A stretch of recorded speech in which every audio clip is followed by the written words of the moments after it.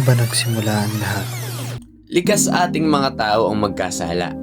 Sa katunayan nga, may tinatawag tayong original sin na ating minanapas sa ating mga ninuno na sina Adan at Eva.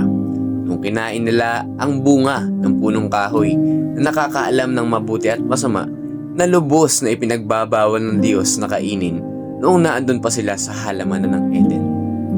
Ngunit sa kabila ng mga pagkakasala ng mga tao, di pa rin tumigil ng Diyos sa kanyang pag-ibig para sa atin. Kaya naman, nagbigay siya ng iba't ibang mga paraan upang tayong mga tao ay muling makipag-isa sa Kanya. At narito nga ang iba't ibang sakramento na Kanyang ibinigay para sa atin. Ang unang sakramento ay ang sakramento ng binyag, na kung saan sa sakramento ng binyag ay nabibigyan tayo ng panibagong buhay. Napapatawad din ang ating original sin at ang ating mga kasalanan, at ganun din tayo ay nagiging isang anak ng Diyos.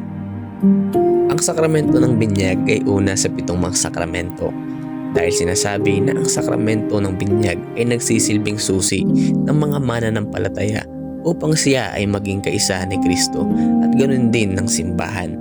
Ang sakramento ng binyag ay nagsisilbi ding daan para sa mga mananampalataya upang maranasan niya din ang iba pang mga sakramento, dahil hindi maaaring maranasan ng mga mananampalataya ang ibang mga sakramento kung hindi niya muna nararanasan ang sakramento ng binyag. At dahil nga ang binyag ay isa sa mga paraan upang maging kaisa tayo ng Diyos, ay maging si Jesucristo ay sinagawa ang binyag sa ilog ng Jordan nang siya ay binyagan ni Juan na tagapagbautismo.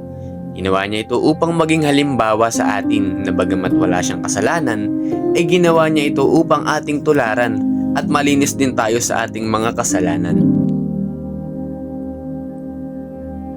Ang kapatawaran sa lahat ng kaparusahan na dapat nating utang dahil sa kasalanan, kapwa temporal at walang hanggan. Pagiging bahagi ni Kristo, pagiging bahagi ng simbahan na siyang mistikong katawan ni Kristo sa lupa. Bibigay daan sa pakikilahok sa mga sakramento, pagsasardote ng mga mananampalataya at paglago sa biyaya.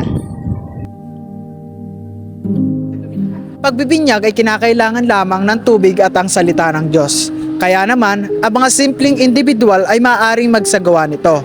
Hindi lamang ang pari, bishop o deacon ang maaaring magsagawa ng pagbibinyag.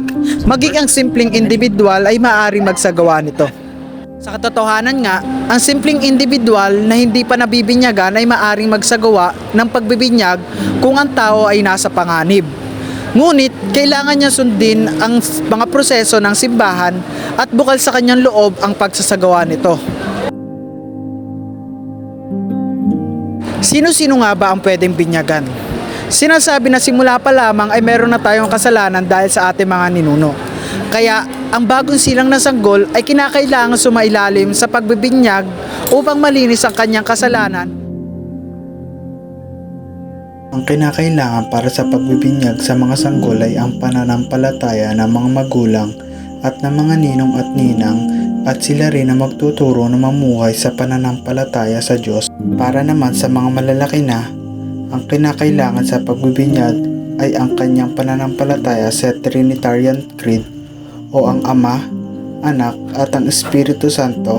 Ganun din ang kailangan pa din ng presensya ng mga ninong at ninang. Bilang mga Kristiyano, ang paglubog ng ating katawan sa tubig ay simbolo ng pakikipag-isa natin kay Kristo at ng kanyang kamatayan.